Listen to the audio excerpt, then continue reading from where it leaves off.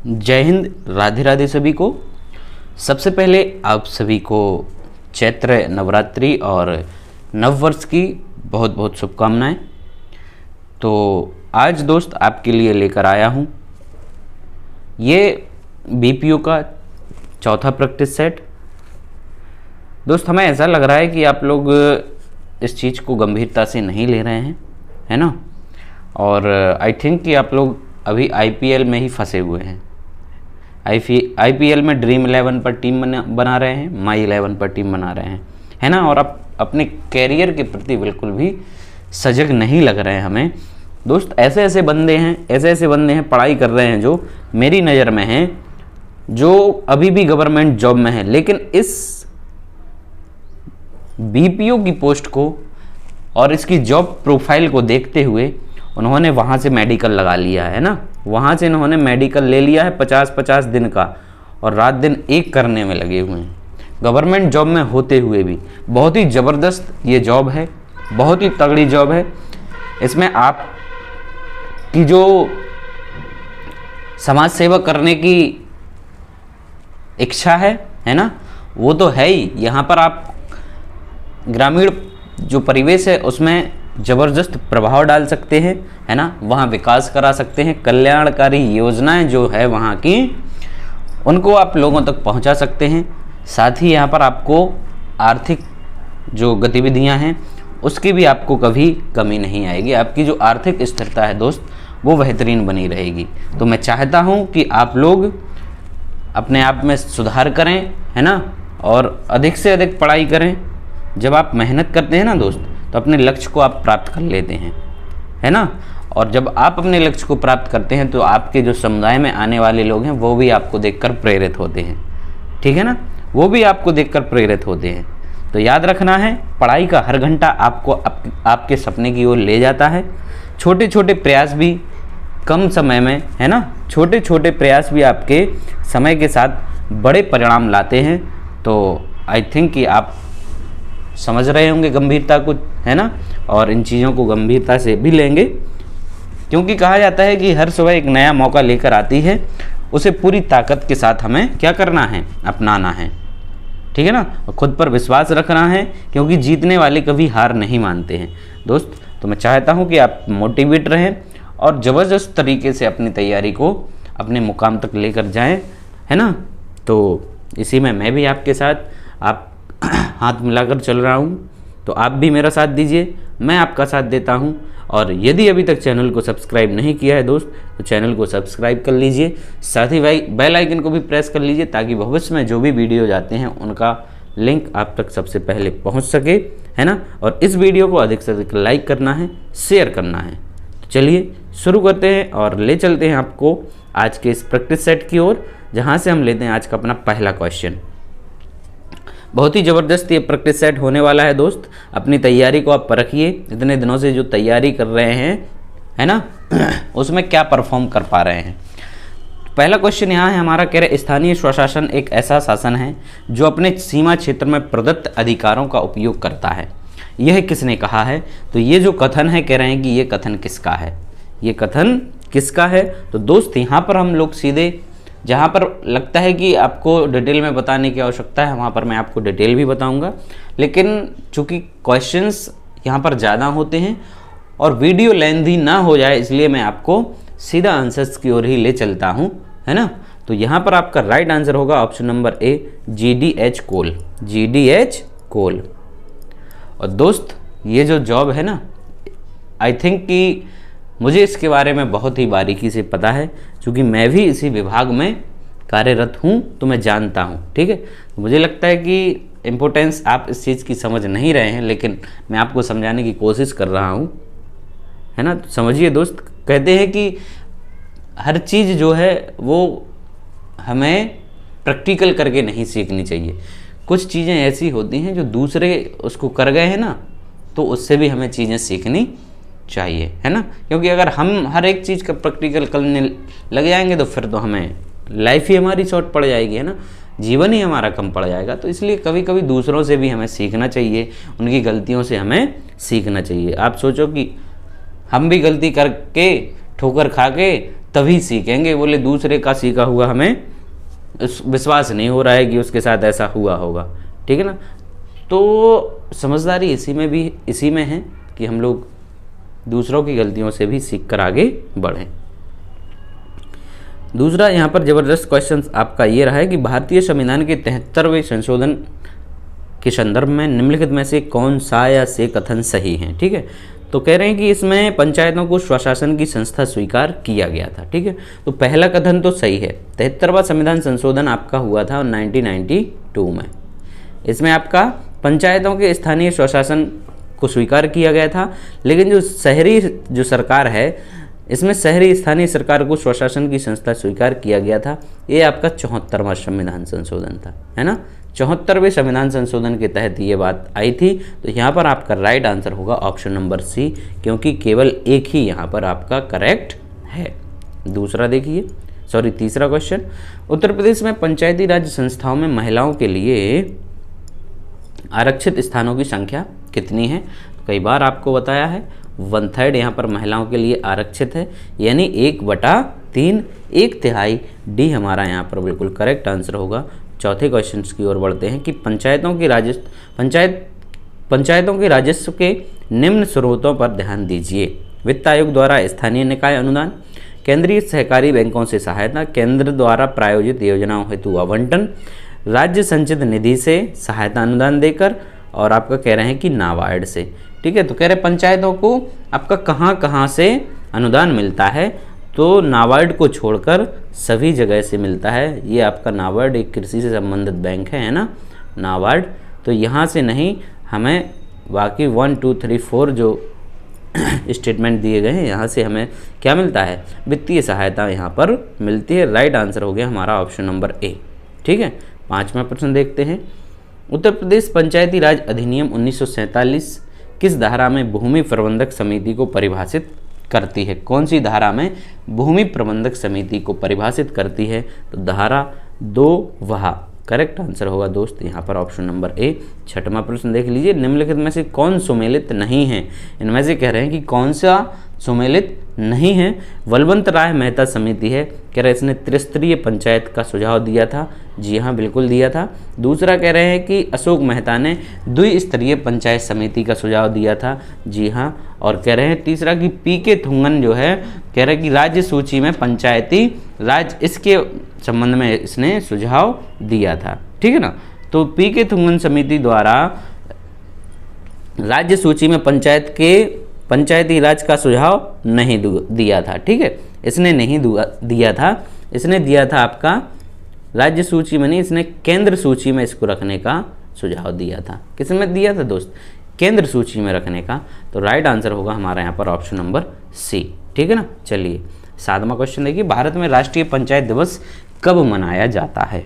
भारत में राष्ट्रीय पंचायत दिवस कब मनाया जाता है। तो पहले भी एक बार मैंने इस क्वेश्चंस पर चर्चा की थी, है ना। तो जिसने वो वीडियो नहीं देखी है तो मैं फिर से बता रहा हूँ कि 24 अप्रैल 1993 में 24 अप्रैल 1993 में आपका 73वां संविधान संशोधन लागू हुआ था, है ना। 73वां संविधान जो संशोधन लागू हुआ था, तो उसी दिन को अब हम लोग किस रूप में मनाते हैं, पंचायत दिवस के रूप में मनाते हैं, राष्ट्रीय पंचायत दिवस के रूप में मनाते हैं। करेक्ट आंसर होगा मेरे भैया ऑप्शन नंबर सी। 8वां क्वेश्चन देखते हैं, कहने कि वैदिक काल में ग्राम का प्रशासनिक अधिकारी था।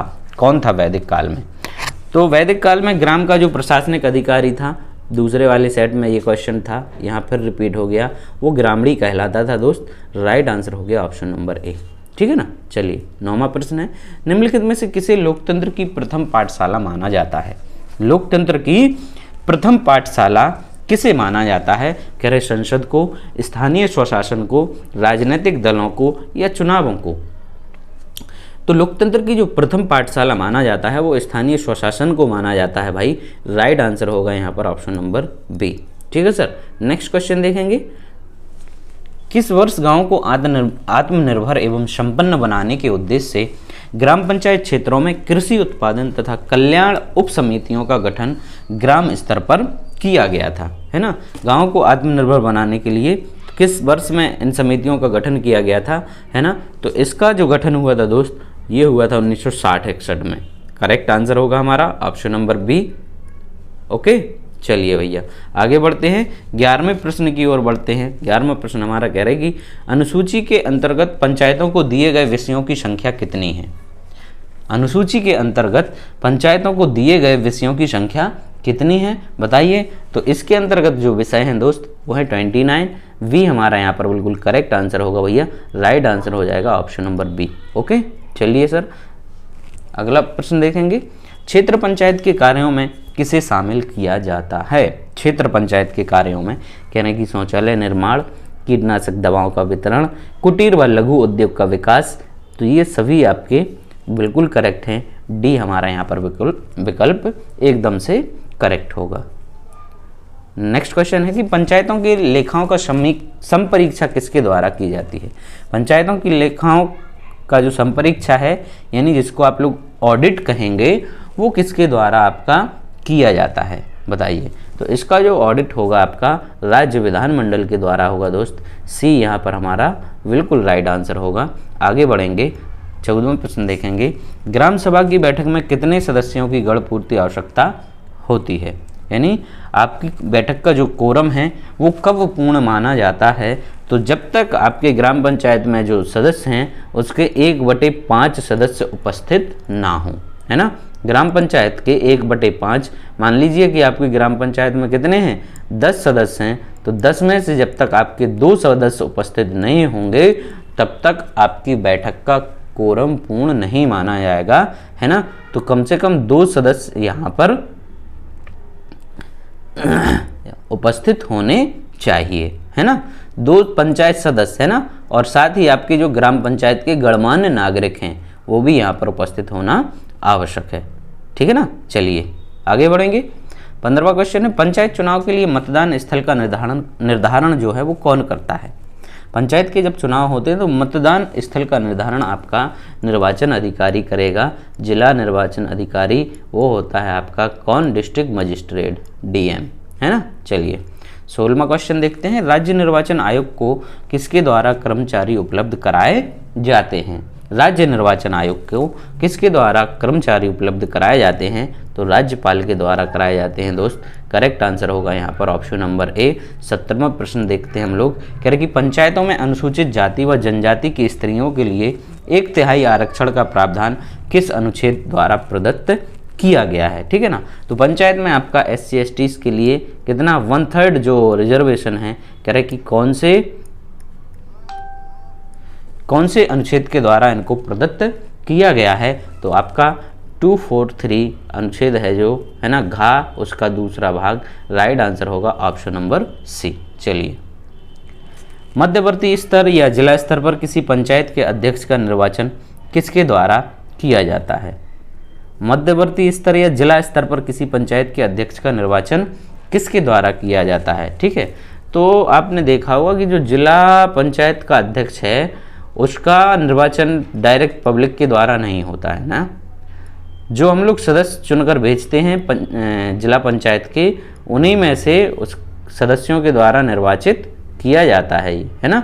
निर्वाचित सदस्यों के द्वारा कि अपने में से किसी एक को ये लोग अध्यक्ष बनाते हैं, है ना। चलिए नेक्स्ट है 19वां प्रश्न। कह रहे हैं कि 20 लाख से कम जनसंख्या वाले राज्यों को छोड़कर सभी राज्यों एवं संघ शासित क्षेत्रों में मध्यवर्ती स्तर की पंचायत का गठन वर्णित है।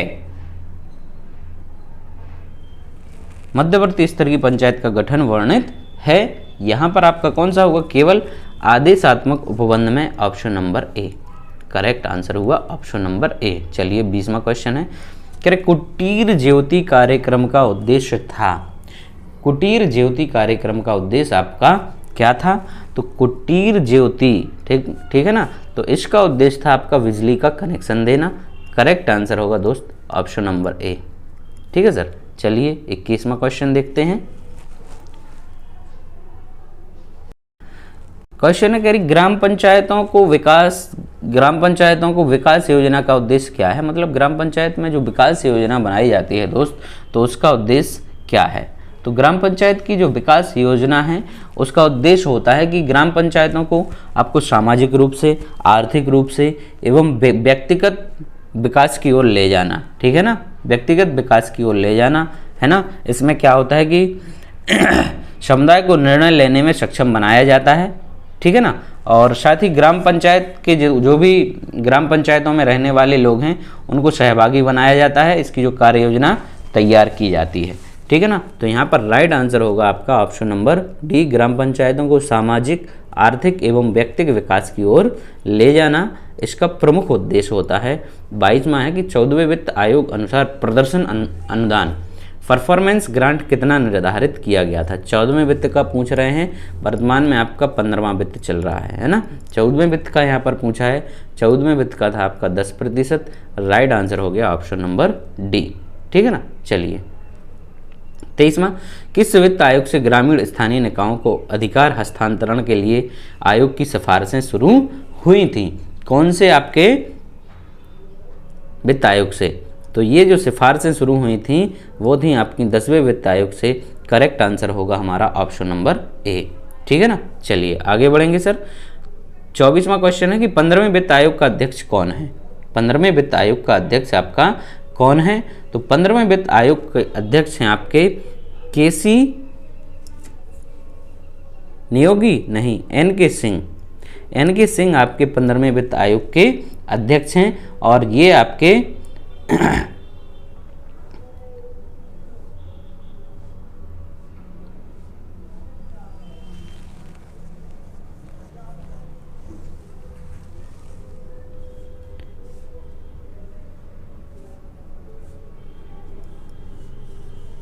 चलिए 15वां वित्त आपका ऑप्शन नंबर सी हो गया। 25वां क्वेश्चन, संवैधानिक आवश्यकताओं को पूर्ण करने के लिए राज्यों ने संविधान के 73वें और 74वें संशोधन अधिनियम के किस अनुच्छेद के तहत राज्य वित्त आयोग का गठन करने के लिए कानून पारित किया है। ठीक है, 73वां और 74वां संविधान संशोधन हुआ था, है ना। तो उसके संशोधन अधिनियम के किस अनुच्छेद के तहत राज्य वित्त आयोग का गठन करने का कानून पारित किया गया था।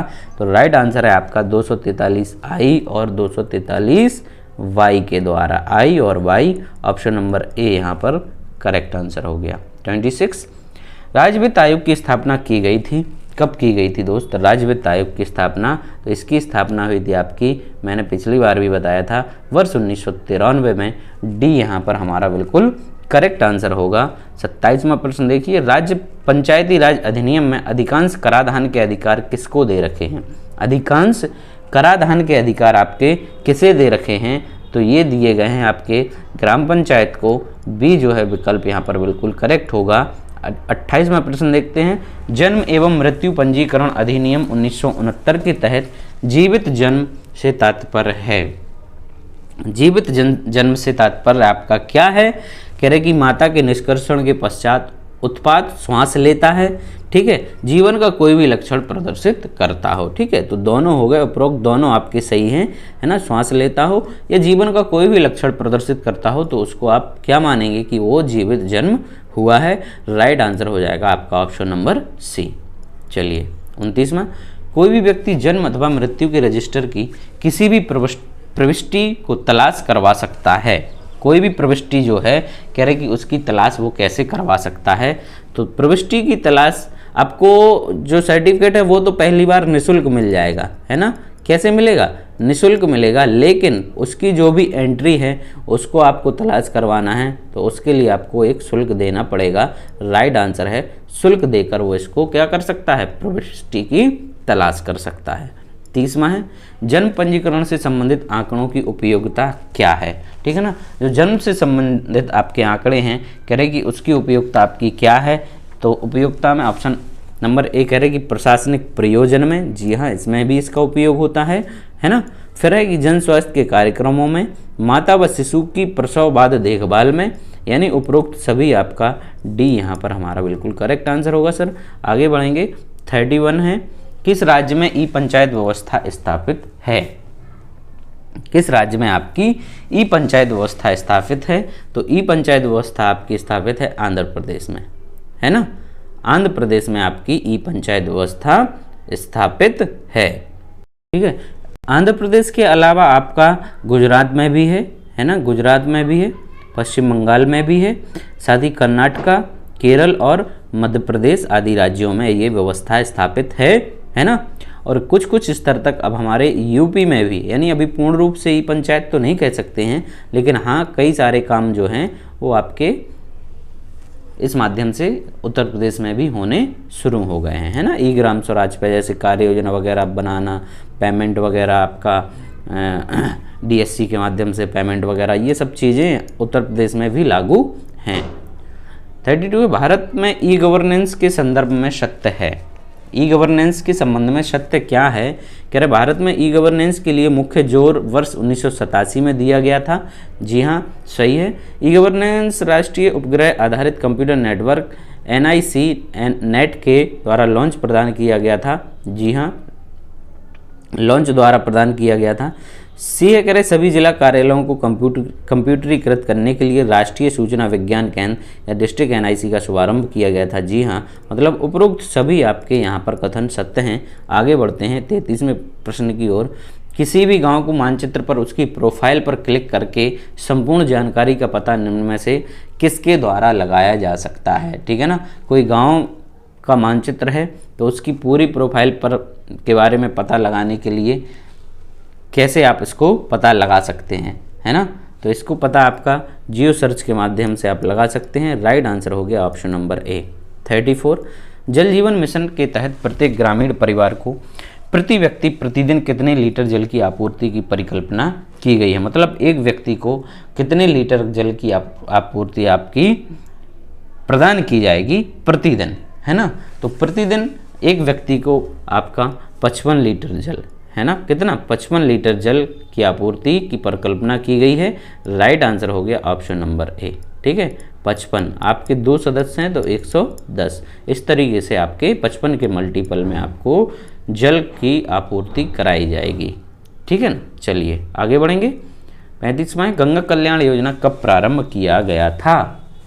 गंगा कल्याण योजना आपकी प्रारंभ हुई थी वर्ष 1997 में दोस्त। राइट आंसर होगा ऑप्शन नंबर सी।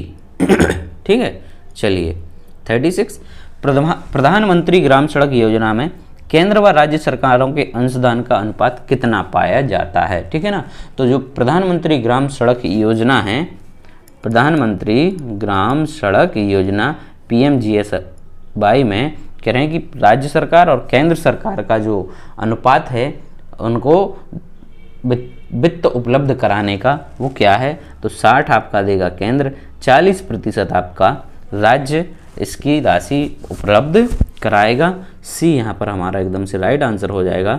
37वां क्वेश्चन है कि सांसद स्थानीय क्षेत्र विकास योजना MPLDS की घोषणा किस वर्ष की गई थी, है ना। सांसदों के पास कुछ फंड होता है, उनका आपका सांसद निधि होती है।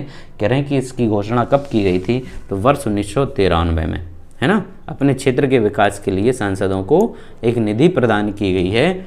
राइट आंसर हो गया आपका ये 1993 से स्टार्टिंग हुई थी। ठीक, चलिए 38वां है, ग्रामीण क्षेत्रों में पेयजल की समस्या के समाधान के लिए केंद्र सरकार ने किस वर्ष स्वजल धारा कार्यक्रम की शुरुआत की थी। केंद्र सरकार के द्वारा स्वजल धारा कार्यक्रम की शुरुआत हुई थी वर्ष 2002 में। बी हमारा यहाँ पर एकदम से राइट आंसर होगा। 39वां है, सामान्य सेवा केंद्र की विशेषता नहीं है। सामान्य सेवा केंद्र की विशेषता आपकी में से कौन सी नहीं है। कह रहे ग्रामीण क्षमताओं का निर्माण करना, निजी क्षेत्र को सेवाएं देना, ठीक है ये हो गया। ग्रामीण उद्यमिता को बढ़ाना, ये आपका नहीं है कि ग्रामीण स्तर पर दवा का वितरण ये नहीं करेगा, है ना। सामान्य सेवा केंद्र आपका ग्रामीण स्तर पर दवा का वितरण नहीं करेगा। डी हमारा यहाँ से सर राइट आंसर होगा। 40वां देखते हैं भैया, कह रहे कि सामान्य सेवा केंद्र CSC के बारे में सत्य है। क्या सत्य है CSC के बारे में। CSC के बारे में आपको खूब बताया जा रहा है। कह रहे कि CSC सामाजिक कल्याण योजनाओं, स्वास्थ्य देखभाल, वित्तीय, शिक्षा आदि सेवाओं की डिलीवरी के लिए पहुंच बिंदु है। बिल्कुल सही बात है। इसकी स्थापना पंचायत भवन में किया जा रहा है। जी हाँ, किया जा रहा है। इसके लिए अलग से भी भवन बनाए जा रहे हैं, है ना। CSC को स्थापित करने के लिए प्रत्येक ग्राम पंचायत में इसका अलग से भी भवन बनाए जाने की व्यवस्था की जा रही है। समावेशी समाज के निर्माण CSC का सहयोग, ठीक है, यानी उपरोक्त सभी डी हमारा यहाँ पर राइट आंसर होगा 41वां। देखते हैं बीपीएल परिवारों से संबंधित दस्तावेज कहाँ से प्राप्त किया जा सकता है। बीपीएल परिवारों से संबंधित आपको दस्तावेज चाहिए। ओहो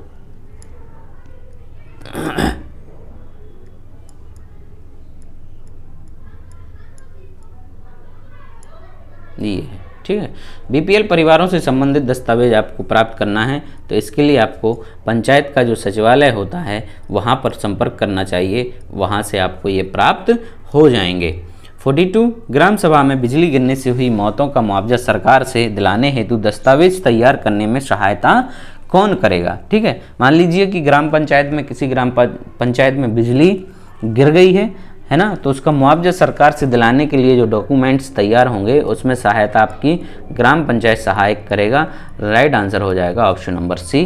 चलिए सर 43 पंचायती राज विभाग उत्तर प्रदेश द्वारा जारी नागरिक चार्टर के 7 विषयों में शामिल नहीं है। 7 विषयों में शामिल आपका कौन सा नहीं है ना, तो कह रहे ग्राम पंचायतों को वित्तीय सहायता, जी हाँ। ग्रामीण स्वच्छता कार्यक्रम ये भी शामिल है इसमें। पंचायत हेल्पलाइन की व्यवस्था ये शामिल है। पंचायतों में रोजगार सृजन की व्यवस्था इसमें अभी शामिल नहीं है। राइट आंसर हो जाएगा आपका ऑप्शन नंबर डी। 44 नागरिक घोषणा पत्र का उद्देश्य है। नागरिक घोषणा पत्र का उद्देश्य आपका क्या है, कह रहे हैं कि समय सीमाओं में सेवाएं प्रदान करना और शिकायतों का निपटान, यानी ए और बी दोनों यहाँ पर बिल्कुल करेक्ट हैं। ठीक है सर। चलिए 45 मनरेगा के अंतर्गत लाभार्थियों के लिए कार्यस्थल पर सुविधाओं का प्रावधान कितने समय में करना अनिवार्य है।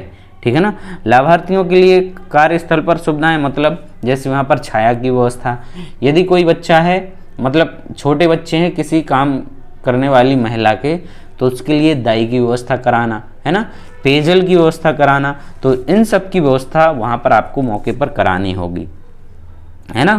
कार्यस्थल पर आपको इसकी सुविधा प्रदान करनी होगी, तो इसके लिए आपका 3 दिन के अंदर ये सुविधाएं उपलब्ध कराना अनिवार्य है। ठीक है ना, 3 दिन के अंदर आपको ये सारी सुविधाएं करानी पड़ेंगी। राइट आंसर हो जाएगा ऑप्शन नंबर ए। ठीक है सर। 46 से ग्राम पंचायत नागरिक चार्टर में कौन सी जानकारी शामिल नहीं होती है। ग्राम पंचायत नागरिक चार्टर में कह रहे हैं कि कौन सी जानकारी आपकी शामिल नहीं होती है। कह रहे विजन और मिशन स्पष्ट करना, सेवा मानक सेवाएं प्राप्त करने की प्रक्रिया, अनुरोध प्राप्त होने पर नामित अधिकारी द्वारा विवरण उपलब्ध कराना। ठीक है, तो उपरोक्त में से कोई नहीं आपका राइट आंसर हो जाएगा। ठीक, चलिए 47 प्रधानमंत्री ग्राम सड़क योजना किस मंत्रालय द्वारा संचालित की जा रही है ना। प्रधानमंत्री ग्राम सड़क योजना जो है कह रहे कि कौन से मंत्रालय के द्वारा, तो ये ग्रामीण विकास मंत्रालय के द्वारा होती है। राइट आंसर होगा दोस्त ऑप्शन नंबर ए। आगे बढ़ेंगे 48 है स्वर्ण जयंती ग्राम स्वरोजगार योजना SGSY किस वर्ष प्रारंभ की गई थी। SGSY योजनाओं से आपका क्वेश्चन 100% पूछे ही जाना है यार, और है ही क्या इधर सिलेबस, तो आपको अच्छे तरीके से इसको पढ़ना है ना। तो इस योजना की जो शुरुआत हुई थी SGSY योजना स्वर्ण जयंती ग्राम स्वरोजगार योजना 1999 और 2000 में। राइट आंसर होगा हमारा यहाँ पर ऑप्शन नंबर ए। ठीक है सर। 49 स्वच्छ भारत मिशन चरण 2 कब से प्रारंभ किया गया था। तो स्वच्छ भारत मिशन का जो दूसरा चरण था आपका वो प्रारंभ किया गया था कब से, तो फरवरी 2020 से ये आपका किया गया था और ये 24 तक आपका चलना था, है ना। चलिए 50वां क्वेश्चन है पंचायती राज संस्थाओं में सुशासन को मजबूत करने के उद्देश्य से ई ग्राम स्वराज योजना कब शुरू की गई थी। ई ग्राम स्वराज योजना आपकी ये कब से शुरू की गई है ना, मैंने बताया ना। अब थोड़ा यूपी में भी ये चीज़ हो रही है, तो ये 24 अप्रैल 2020 से इसको प्रारंभ किया गया है। राइट आंसर होगा हमारा यहाँ पर ऑप्शन नंबर ए। ठीक है सर। 51 प्रधानमंत्री द्वारा अमृत सरोवर मिशन कब आरंभ किया गया था। अमृत सरोवर आपके मतलब प्रत्येक ग्राम पंचायत में अमृत सरोवर बनाए जाने का जो मिशन रखा गया था ये कब शुरू किया गया था, तो ये 24 अप्रैल 2022 से स्टार्ट हुआ था। राइट आंसर हो जाएगा ऑप्शन नंबर ए। ठीक, चलिए 52 ग्राम विकास के निम्न में से प्रमुख कार्य हैं। ग्राम विकास के निम्न में से प्रमुख कार्य आपके क्या क्या हैं, कह रहे हैं कि प्राकृतिक भौतिक और मानवीय संसाधनों का उपयोग, जी हाँ, सुरक्षा और संवर्धन, पर्यावरण संरक्षण, आय सृजन के अवसर। ठीक है, तो ये सब ग्राम विकास के प्रमुख कार्य हैं, यानी ये सभी हो जाएगा। डी हमारा यहाँ पर राइट आंसर होगा सर। 53 देख लीजिए, कह रहे 2 अक्टूबर 1993 को निम्न में से किस योजना को प्रारंभ किया गया था। 2 अक्टूबर 1993 को इसमें से कौन सी योजना को प्रारंभ किया गया था सर, बताइए आप लोग, किस योजना को प्रारंभ किया गया था 2 अक्टूबर 1993 को। तो ये आपकी हुई थी सुनिश्चित रोजगार योजना। राइट आंसर हो जाएगा ऑप्शन नंबर बी। क्या होगा सर, ऑप्शन नंबर बी हमारा यहाँ पर बिल्कुल करेक्ट आंसर होगा। ठीक है, 54 राजीव गांधी ग्रामीण विद्युतीकरण योजना किस वर्ष शुरू की गई थी। राजीव गांधी ग्रामीण विद्युतीकरण योजना आपकी ये शुरू हुई थी ग्रामीण क्षेत्रों में बिजली उपलब्ध कराने के लिए वर्ष 2005 में। यहाँ पर हमारा राइट आंसर होगा मित्र ऑप्शन नंबर ए। ठीक है दोस्त, चलिए 55वां देखिए, राष्ट्रीय ग्रामीण स्वराज अभियान के संशोधित रूप को किस अवधि के लिए मंजूरी प्रदान की गई है। राष्ट्रीय ग्राम स्वराज अभियान के संशोधित रूप को किस अवधि के लिए मंजूरी प्रदान की गई है, तो आपको वो अवधि बतानी है। अवधि है आपकी 1 अप्रैल 2022 से लेके 31 मार्च 2026 तक के लिए। विकल्प ए यहाँ पर एकदम करेक्ट आंसर है सर। 56 देखेंगे, कह रहे कि गाँव के आर्थिक विकास के अंतर्गत कौन कौन से कार्यकलाप शुरू किए जा सकते हैं। गांव के आर्थिक विकास के अंतर्गत आप कौन कौन से कार्यकलाप शुरू कर सकते हैं, तो राइट आंसर यहाँ पर क्या होना चाहिए, इको टूरिज्म सहित ग्राम पर्यटन, स्वरोजगार और नियोजन के लिए पात्र युवाओं को कौशल विकास। मतलब ए और बी दोनों यहाँ पर हमारे करेक्ट आंसर होगा ऑप्शन नंबर सी। ठीक है सर, सी हमारा यहाँ पर बिल्कुल राइट आंसर होगा। आगे बढ़िए 57 किस समिति की सिफारिश पर पंचायतों के लिए ग्राम सेवक या सचिव की नियुक्ति किए जाने का प्रावधान है। ग्राम सेवक या सचिव की नियुक्ति किए जाने का प्रावधान आपका कौन सी समिति के सिफारिश पर किया गया है, तो ये गिरधारी लाल व्यास समिति। राइट आंसर होगा मेरे भाई ऑप्शन नंबर सी। क्या होगा, सी हमारा यहाँ पर एकदम से करेक्ट आंसर हो जाएगा। 58वां प्रश्न है, Gram Swaraj e learning portal का शुभारंभ कब किया गया था। Gram Swaraj e learning portal का प्रारंभ ये हुआ था फरवरी 2020 में। राइट आंसर होगा ऑप्शन नंबर ए। 59 ग्राम पंचायतों में सुशासन गुड गवर्नेंस के स्तर को बढ़ाने के लिए कितने टी सिद्धांतों को लागू किया जा रहा है। कितने टी सिद्धांतों को लागू आपका किया जा रहा है ना। तो इसमें आपके 5T सिद्धांतों को लागू किया जा रहा है। 5T सिद्धांतों को लागू किया जा रहा है, ठीक है ना। नेक्स्ट क्वेश्चन 60वां प्रश्न है, ग्राम स्वराज की संकल्पना किसने प्रस्तुत की थी। महात्मा गांधी ने, बाल गंगाधर तिलक ने, सरदार वल्लभ भाई पटेल ने, या इनमें से कोई नहीं। ठीक है, तो ग्राम स्वराज की जो संकल्पना की थी, है ना, ग्रामीण विकास के लिए, तो ये जो संकल्पना थी ये महात्मा गांधी की थी। राइट आंसर होगा मेरे भाई यहाँ पर ऑप्शन नंबर ए। ठीक है ना, क्या होगा, ए हमारा यहाँ पर बिल्कुल करेक्ट आंसर हो जाएगा। ठीक सर। 61 भारत के महारजिस्ट्रार की नियुक्ति की जाती है। भारत का जो महारजिस्ट्रार है, कह रहे इसकी नियुक्ति किसके द्वारा की जाती है, तो ये केंद्र सरकार इसकी नियुक्ति करती है। राइट आंसर हो जाएगा विकल्प ए। ठीक है, चलिए सर। 62 किसी व्यक्ति द्वारा जन्म एवं मृत्यु की सूचना निर्धारित अवधि के बाद दी जाती है तो उसका पंजीकरण किस धारा के अधीन किया जाता है। ठीक है, मान लीजिए कोई निर्धारित आपकी एक अवधि है कि 1 माह के अंतर्गत आप किसी की जन्म या मृत्यु की सूचना दे दें, तो आप डायरेक्ट ग्राम पंचायत से ही क्या है, जन्म या मृत्यु प्रमाण पत्र आसानी से प्राप्त कर सकते हैं। लेकिन यदि वो अवधि जो है वो खत्म हो जाती है, उसके बाद कोई व्यक्ति अगर सूचना देता है, तो फिर उसका पंजीकरण किस धारा के अंतर्गत किया जाएगा, तो वो धारा है आपकी धारा 13 के द्वारा। ठीक है ना, 13 के द्वारा आपका यहाँ पर पंजीकरण किया जाएगा। 63 जन्म और मृत्यु के पंजीकरण का कार्य किसके द्वारा संपन्न किया जाता है। जन्म और मृत्यु का पंजीकरण जो है वो केंद्र सरकार का विषय है आपका, सॉरी राज्य सरकार का है। करेक्ट आंसर होगा ऑप्शन नंबर बी। क्या होगा, बी हमारा यहाँ पर बिल्कुल करेक्ट आंसर हो जाएगा। 64 ग्रामीणों के बीच सरकारी योजनाओं के प्रचार प्रसार करने का कार्य किया जाता है। कौन करेगा, ग्रामीणों के बीच सरकारी आपकी जो योजनाएं हैं उनके प्रचार प्रसार का कार्य आपका देखेगा तो ग्राम पंचायत का सचिव देखेगा, आप लोग देखोगे। राइट आंसर हो जाएगा ऑप्शन नंबर ए। ठीक है, 65। ग्राम पंचायत अधिकारी से उच्च अधिकारी कौन होता है? जो ब्लॉक स्तर पर रहते हुए कार्य करता है।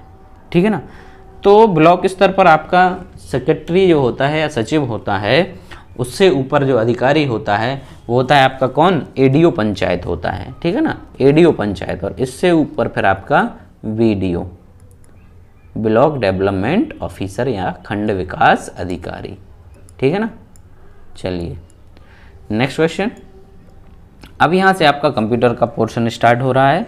15 क्वेश्चंस यहाँ पर ज़बरदस्त कंप्यूटर के हम लोग देखेंगे, है ना। फिर इसके बाद यूपीजीके की ओर हम लोग प्रस्थान करेंगे। पहला क्वेश्चन देख लीजिए कंप्यूटर का, और इस प्रैक्टिस सेट का आपका ये 66वां प्रश्न। कंप्यूटर प्रोसेसर में निम्नलिखित हिस्से होते हैं। कौन कौन से हिस्से होते हैं कंप्यूटर प्रोसेसर में सर? तो कंप्यूटर प्रोसेसर में आपका मेन मेमोरी व स्टोरेज होता है। राइट आंसर हो जाएगा ऑप्शन नंबर सी। 67वां प्रश्न है, कंप्यूटर को बनाने वाले फिजिकल कंपोनेंट्स को क्या कहते हैं?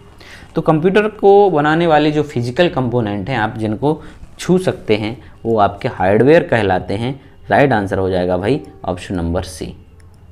ठीक है सर, चलिए 68वां प्रश्न कह रहा है कि OCR का पूर्ण रूप क्या है? OCR का पूर्ण रूप यहाँ पर आपसे पूछा जा रहा है, तो ये आपको पता होना चाहिए। आपका जो OMR शीट होता है, इसी के माध्यम से चेक होता है ऑप्टिकल कैरेक्टर रिकॉग्नाइजेशन, यानी OCR, इसका ये फुल फॉर्म हो जाता है optical character recognisation. Right answer होगा मेरे भाई ऑप्शन नंबर डी। 69वां, एक कंप्यूटर सिस्टम की विशेषता है जो तर्क करने, सीखने और समस्या हल करने में सक्षम है, उसे कहा जाता है।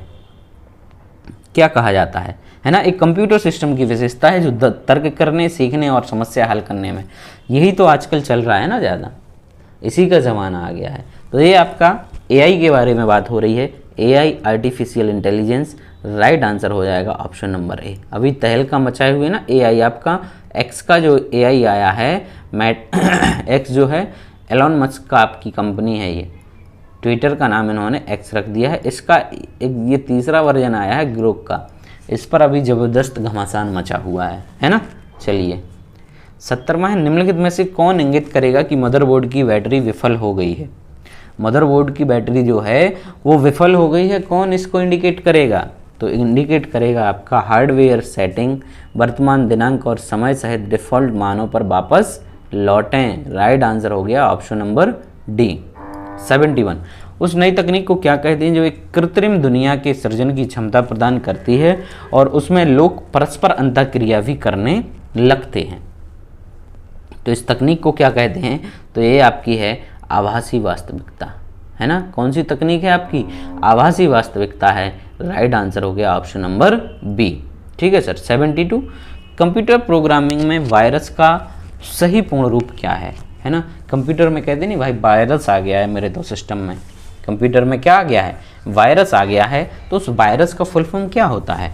तो वायरस का फुल फॉर्म होता है vital information resources under seize. B यहाँ पर हमारा बिल्कुल राइट आंसर हो जाएगा दोस्त। क्या हो जाएगा? बी बिल्कुल करेक्ट आंसर होगा। आगे बढ़िए 73 क्वेश्चन, ATM का संक्षिप्त रूप, है ना।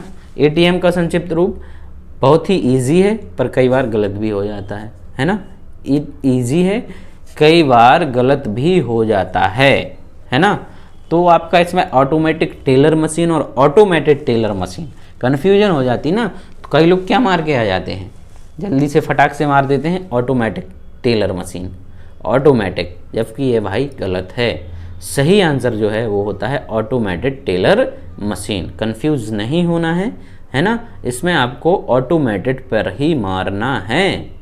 किस पे मारना है? Automated teller machine. चलिए सर नेक्स्ट है, आपकी मौजूदा फाइल नए रूप में किसके द्वारा सेव की जा सकती है बिना आपकी मूल फाइल को अधिलेखित किए बिना, है ना। आपकी जो मौजूदा फाइल है, आप चाह रहे हैं कि ये नई फाइल बन जाए, है ना, नई फाइल के रूप में सेव हो जाए और आपकी जो पुरानी मूल फाइल है ना, मूल कॉपी है उसकी, उस पर ये रीराइट ना हो अधिलेखित किए बिना। तो आप इसको कैसे करेंगे? तो इसको आप सेव करने के लिए सेव एज जो बटन होता है उसका प्रयोग करेंगे कि आप इसे किस तरीके से सेव करना चाहते हैं। 75 वर्ड में आप निम्न में से किस फंक्शन कुंजियों को दबाकर फाइंड एंड रिप्लेस डायलॉग प्रदर्शित कर सकते हैं। जब आप माइक्रोसॉफ्ट वर्ड का उपयोग करते हैं तो आपको फाइंड एंड रिप्लेस जो है डायलॉग बॉक्स प्रदर्शित करने के लिए कौन सी कीज़ दबानी पड़ेगी, कौन सी बटन आपको दबाने पड़ेंगे। तो आप F5 को दबाएंगे, है ना, F5 को दबाएंगे तो आपके सामने ये बॉक्स प्रदर्शित हो जाएगा। चलिए भैया 76 देख लीजिए। स्प्रेडशीट के विश्लेषण के लिए निम्न में से कौन सा उपकरण नहीं है। स्प्रेडशीट्स के विश्लेषण के लिए आपका इनमें से कौन सा उपकरण नहीं है। तो यहाँ पर आपका जो इसके विश्लेषण के लिए मेल मर्ज का ऑप्शन है ये नहीं है। राइट आंसर होगा ऑप्शन नंबर ए 77। यदि सैंपल वर्कशीट में MS एक्सेल सूत्र इक्वल टू सीलिंग V110 लागू किया जाए तो उसका परिणाम क्या होगा, है ना। इक्वल टू सीलिंग, इसका परिणाम कह रहे हैं कि आपका क्या होगा, तो इसका परिणाम आएगा आपका 50। इसका परिणाम आएगा कितना, आपका 50 आएगा दोस्त। डॉट डॉट का अर्थ उन अवांछित वाणिज्यिक ईमेल से है जिनकी इंटरनेट पर वाड़ रहती है। कह रहे स्पाईवेयर, ट्रोजन हॉर्स, मालवेयर या स्पैम, ठीक है ना।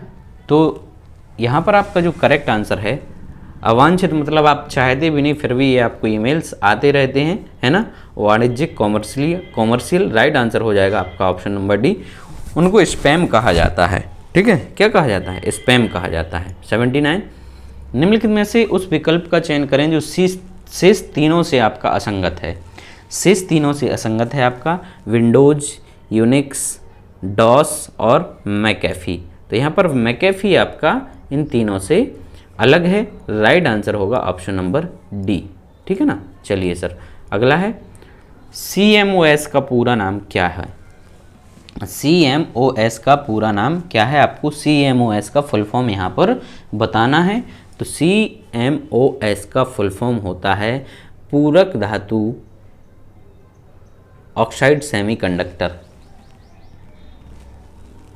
पूरक धातु तो होगा आपका पूरक धातु ऑक्साइड सेमीकंडक्टर। यहाँ से आप कंफ्यूज हो रहे हैं, इंग्लिश में इसको आप उठा लीजिए। तो सी से होता है आपका कॉम्प्लीमेंट्री, ठीक है ना। मेटल ऑक्साइड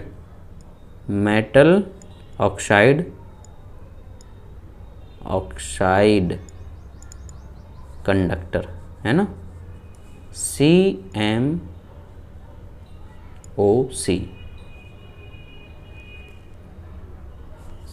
सेमीकंडक्टर, ठीक है ना। चलिए नेक्स्ट डॉक्टर भीमराव, यहाँ से आपका यूपी स्पेशल शुरू हो रहा है। डॉक्टर भीमराव अंबेडकर संग्रहालय एवं पुस्तकालय स्थित है आपका, तो कहाँ पर स्थित है, ये है आपका रामपुर में। राइट आंसर हो जाएगा ऑप्शन नंबर ए, ठीक है ना।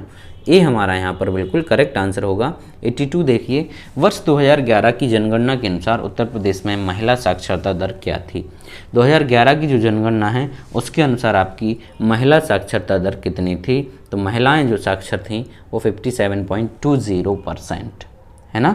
साक्षरता दर कितनी, 57.20% अकॉर्डिंग टू द आपका सेंसस जो था, सेंसस आपका 2011 में हुआ था उसके अनुसार, ठीक है। चलिए आगे बढ़ते हैं।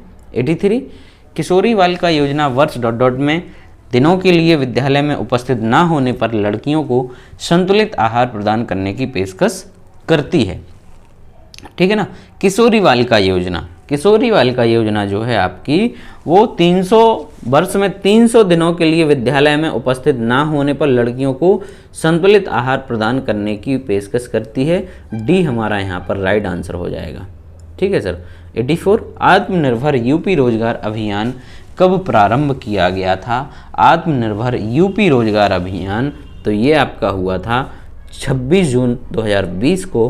राइट आंसर होगा मेरे दोस्त ऑप्शन नंबर सी, ठीक है सर। आगे बढ़ते हैं। यहाँ पर आपको क्या है, निम्न दिए युग्मों में कौन सा सुमेलित यहाँ पर आपका नहीं है। कह रहे हैं कि इनमें से कौन सा सुमेलित नहीं है।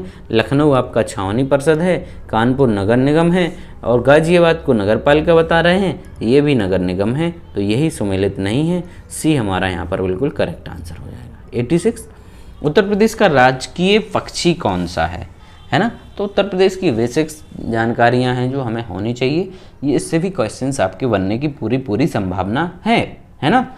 तो राजकीय पक्षी आपका होता है, क्या होता है, सारस होता है, पशु आपका बारहसिंगा होता है, पुष्प आपका पलाश होता है ना। तो इस तरीके की आपको बेसिक नॉलेज होनी जरूरी है। 87, उत्तर प्रदेश और उत्तराखंड राज्यों के निम्नलिखित जनजातियों में से किसमें युवा गृह प्रथा प्रचलित है। ठीक है, कौन सी जनजाति में युवा गृह प्रथा प्रचलित है। तो ये आपकी जनजाति है भोटिया। कौन सी, भोटिया जनजाति में ये प्रथा प्रचलित है। राइट आंसर होगा मेरे भैया ऑप्शन नंबर डी। ठीक है सर। 88, कह रहे निम्नलिखित में से कौन सा एक सही सुमेलित नहीं है। इसमें से आपका सही सुमेलित नहीं है। कह रहे अमीर खुसरो एटा से संबंधित हैं, मिर्जा गालिब आपके आगरा से संबंधित हैं, जोश मलिहाबाद से, और जिगर कह रहे हैं कि गोरखपुर से। डी हमारा यहाँ पर सही नहीं है ना। डी आपका यहाँ पर मैच नहीं करता है। जिगर आपके कह रहे कि गोरखपुर से हैं, गोरखपुर से नहीं थे ये, है ना। जिगर जो साहब थे ये कहाँ से थे, जिगर इनका टाइटल लगता था जिगर मुरादाबादी, जिगर मुरादाबादी। ठीक है, तो डी हमारा राइट आंसर हो जाएगा। 89 है, कह रहे कि रामनगर बनारस में रामलीला का मंचन कितने दिन होता है। रामनगर में जो रामलीला का मंचन होता है वो कितने दिन होता है। तो ये जो मंचन होता है दोस्त, ये आपका 31 दिन होता है। राइट आंसर हो जाएगा ऑप्शन नंबर सी। ठीक है, चलिए 90वां प्रश्न है कि प्रसिद्ध सूफी संत शेख सलीम चिश्ती की दरगाह उत्तर प्रदेश के ... में स्थित है। शेख सलीम चिश्ती की जो दरगाह है तो ये उत्तर प्रदेश के फतेहपुर सीकरी में स्थित है। राइट आंसर होगा मेरे भैया ऑप्शन नंबर सी। ठीक है ना। चलिए आगे बढ़ते हैं। 91 में हमारा प्रश्न क्या कह रहा है। 91 में कह रहा है कि वर्तमान उत्तर प्रदेश में भारत के प्राचीनतम 16 महाजनपदों में से कुल कितने महाजनपद स्थित थे, है ना। प्राचीन काल में जो 16 महाजनपद थे उनमें से कह रहे हैं कि हमारे उत्तर प्रदेश में कितने थे। तो यूपी में हमारे थे कितने, 8 महाजनपद थे। राइट आंसर हो जाएगा option number C. 92, Yamuna expressway है आपका, जो यमुना एक्सप्रेस वे बनाया गया है तो ये कहाँ से कहाँ तक है। तो ये जो है ये ग्रेटर नोएडा से लेकर आपका आगरा तक का है। राइट आंसर होगा ऑप्शन नंबर बी।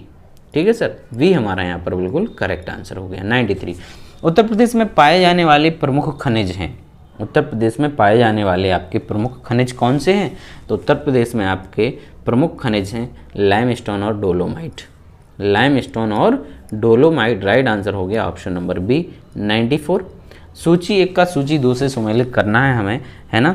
चलिए भैया कराते हैं इसको सुमेलित। सूची 1 को सूची 2 से। चुर्क आपका किस चीज़ के लिए फेमस है। चुर्क है आपका सीमेंट के लिए। फिरोजाबाद जो है वो आपका चूड़ियों के लिए। अलीगढ़ वाला ताला है और मेरठ है आपका खिलौनों के लिए। ठीक है ना। तो होगा 1 3 बी 4 सी 1 और डी आपका 2। ठीक है, 3 4 2 3 1 4 2 3 1 4 2। सॉरी भाई, क्या है अलीगढ़ 2 3 चुर्क सीमेंट ये 3 बी 4 हाँ 3 4 1 2 सी हो गया। सी यहाँ पर आपका करेक्ट होगा। 95, उत्तर प्रदेश में कृत्रिम रबड़ का कारखाना अवस्थित है। कृत्रिम रबड़ का कारखाना उत्तर प्रदेश में कहाँ पर स्थित है। तो ये बरेली में है ना। आर्टिफिशियल आपकी यहाँ पर रबड़ बनाई जाती है। राइट आंसर हो जाएगा ऑप्शन नंबर डी। 96, निम्नलिखित में से कौन सा युग्म सही सुमेलित नहीं है। वाराणसी की विशेषता बता रहे हैं कि ये संस्कृति एवं धर्म से संबंधित है। लखनऊ आपकी प्रदेश की राजधानी है। झांसी को ये औद्योगिक केंद्र बता रहे हैं और मुरादाबाद को पीतल उद्योग बता रहे हैं, है ना। तो आपका वाराणसी बिल्कुल संस्कृति और धर्म से संबंधित है। लखनऊ हमारे देश की राजधानी है, लेकिन झांसी औद्योगिक केंद्र नहीं है। तो हमारा राइट आंसर यहाँ पर हो गया सी यहाँ पर सुमेलित नहीं है। ठीक है, चलिए 97, उत्तर प्रदेश में पर्यटन विकास निगम की स्थापना हुई थी। कब हुई थी पर्यटन विकास निगम की स्थापना? तो ये हुई थी आपकी वर्ष 1972 में। राइट आंसर होगा मेरे भैया ऑप्शन नंबर ए। ठीक है सर, चलिए अगला प्रश्न देखते हैं 98। निम्नलिखित में से कौन नहर उत्तर प्रदेश में अधिकतम क्षेत्रफल की सिंचाई करती है? नहर का नाम पूछ रहे हैं कि कौन सी नहर है जो सबसे अधिक क्षेत्रफल की सिंचाई करती है, तो उसका नाम है आपका शारदा नहर, है ना, शारदा नहर। राइट आंसर हो जाएगा option number C 99। Second last question है आपका, निम्नांकित में से किस फसल का उत्तर प्रदेश भारत में सर्वप्रथम उत्पादक है? सबसे अधिक उत्पादन कह रहे हैं कि उत्तर प्रदेश कौन सी फसल का करता है? चना का, ज्वार का, मक्का का या गेहूं का? तो इनमें से गेहूं सबसे अधिक उत्पादन होता है हमारा कहाँ पर? उत्तर प्रदेश में। ठीक है ना, सबसे अधिक उत्पादित जो होता है वो उत्तर प्रदेश में होता है। लास्ट क्वेश्चन है, 100वां प्रश्न है कि निम्नलिखित में से उत्तर प्रदेश में किस फसल चक्र का क्षेत्रफल अधिक है? कौन सी फसल चक्र का क्षेत्रफल अधिक है? तो धान और गेहूं का। राइट आंसर हो गया ऑप्शन नंबर ए। तो यहाँ पर आपके 100 प्रश्न कंप्लीट होते हैं। कल फिर मिलेंगे एक और नए प्रैक्टिस सेट के साथ। तब तक के लिए आप अपना ध्यान रखिए, है ना, और इस वीडियो को अधिक से अधिक शेयर कीजिए दोस्त, अपना सपोर्ट हमें दीजिए, काफ़ी मेहनत से वीडियो बनाते हैं। ठीक है ना, चलिए धन्यवाद।